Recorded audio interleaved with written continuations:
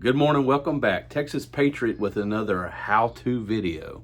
So today I just want to give you a quick little tutorial on how I install sheetrock. So stand by and we'll get started. I'll show you the tools you'll need and a little bit of know-how. To start with, you're obviously going to need something that needs sheetrocking. I've got some other videos on my channel about installing this closet wall in my daughter's room, as well as a small electrical project that needed to be completed. So again, there's some already installed sheetrock here. And what we're going to be working on is this section of wall. So I'll show you what tools you'll need. First thing you're going to need is a piece of sheetrock. I do have a larger section outside. Sheetrock generally comes in 1/2 inch thick and 4 foot by 8 foot in length and width. They do have it thicker and thinner if you need be, and they also have it waterproof and I believe fireproof. To fasten a sheetrock, you'll need some type of fastener. I prefer drywall screws over sheetrock nails. I usually use 1¼ to 1 5/8 coarse thread. You'll need something to cut your sheetrock with. I use a basic utility knife. Blades are cheap because the coarseness of the sheetrock is very abrasive and wears the blade out. You'll want something to mark it with, and of course, can't do all that without a handy tape measure. Once you get all that done, you got your piece ready to be laid out, you'll need something to take care of those screws. So right there we have a little 3/8 rigid drill. All right, first thing we're going to do for this wall, we've got our tools identified. We're going to start with installing the top piece. I'm not going to do the section over the door header. We're going to do this section here. We're going to do a measurement, and of course the first piece will be the 4 foot in length in this case, or height.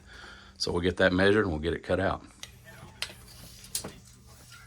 All right, we're going to go from the wall to the edge of the door frame. This is 26, okay? And it's not going to hurt to cut it slightly short because this will all be trimmed in. So the thing that they always say is your mud man makes the sheetrock guy look good. The texture guy makes the mud man look good. Of course, them can all be the same people. And of course, the trim and the painter make everybody else look good. So again, if we cut it slightly short here, maybe 25 7/8 or even 25 3/4, it's not going to hurt anything. It'll save you from having to trim it out, something that small on the edge here, because you want it flush or a little bit that way to the right of this door jamb, so it just makes it easier for installing your wood. So anyway, 26, and again, it's going to be 48 in height, so let's get that piece cut. All right, here's our piece we're working with. It's already been cut down a little bit, so it's 4 foot tall, a little over probably 5 foot in length. So I'm going to set this camera up. We're going to get a measurement, and always, if you can, go from the factory cut edge, which that is not it. This will be it right here, factory cut. So we're going to measure from this end. Just do 2 marks on this. Again, I said we're going to go a hair under 26, about 25 7/8. Put your mark there.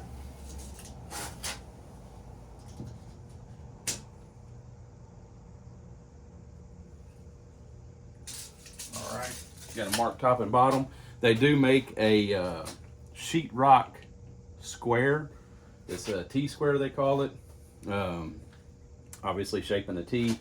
The top will rest up here and it'll have a 90-degree 4 foot section that goes down, makes it easy for cutting and marking your sheetrock. Mine is actually loaned out right now, so I don't have that capability, so we're going to improvise. We're going to use a piece of good old super square 2x4. So anyway, we're just going to line up our 2x4 on our marks. We're going to do what we can to hold it as best we can, top and bottom. And your goal here is just to get it as straight as possible. Try not to let the 2x4 move. Again, the sharper the utility knife, the better it's going to work. Get it lined up.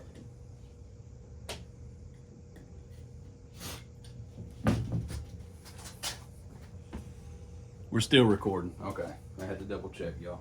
So get it lined up again, top and bottom. You don't have to cut all the way through the sheetrock. Your just goal is to get it maybe an 1/8 to a 1/16 thick. Don't cut yourself. Once you have a good scribe mark in there, you're gonna take and just pop on the back side opposite of the scribe. Okay, you see that there? Looking good. Look like a professional doing this stuff. Anyway, what I like to do is start at the bottom, and we're going to cut the back side of the paper right in the center of the cut. And there it is. There's our piece of sheetrock. Cut to fit, custom size for what we're needing to do. Of course, that's not that one. That's this bad boy right here. Okay. So let's bring this sucker back inside and we'll get to installing it. All right, with a small piece like this, generally you can do it by yourself. I'm gonna have my drill set up with a screw and the bit. And of course, I don't know if you can tell on the edge of the wall, I've already test fit this piece. I had to do a little trimming on the top because the house is old, built in 48, and stuff is settled. Anyway, get it jammed up, your top seam and your wall. Try to get it in as square and tight as possible. Once you do that, just start one of your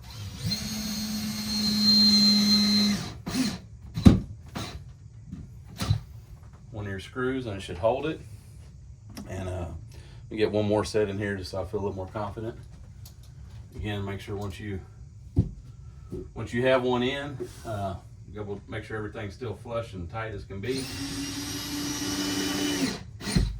All right, so on the sheetrock screws, doing this, one of the things you want to ensure is you don't want to over penetrate and go too deep on the sheetrock.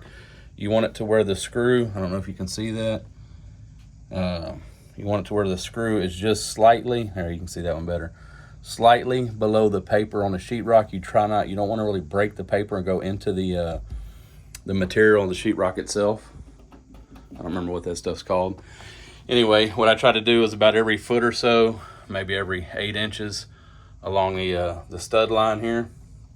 So we'll basically have 3 rows. We'll have a row of screws going all the way to the top, one in the middle for that stud, and of course on the far edge there. And you want to, again, set all your screws like that, because when you come back and you do your taping, floating, and mudding, if the screw is exposed or too far out, then your trowel will hit it and it won't be a clean install. Of course, it could be covered up with texture, if you have a heavy texture like I do on this wall here.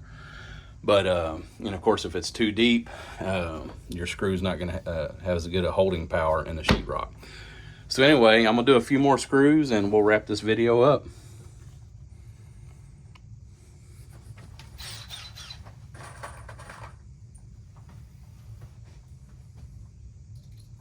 And they also make a screw bit for sheetrock that I've used in the past, and it kind of limits how deep your screw will go. I don't really like using it though, because it's kind of gives you a false sense, and it will over penetrate if you're not careful. But the theory on it is you can just run the screw as far and as deep as the drill will allow it, or the adapter will allow it, and it'll stop and it won't go any deeper. But see, I missed that one. So if you miss, not a big deal. Remove your screw. You obviously, when you're mudding the screw next to it, you end up covering it up anyway. So anyway, I'm gonna just continue working on that line, and that will be it. That'll be it until the next step would be the tape and floating of the sheetrock. So anyway, all right, that's it on this quick little, or hopefully quick little tutorial on doing sheetrock. Again, check out my channel. I have the deal on the whole closet install, and I will be following up with how to tape and float. Again, I'm not a professional contractor, but do the best I can. Y'all, thank you for watching Texas Patriot Off-Road and Outdoors.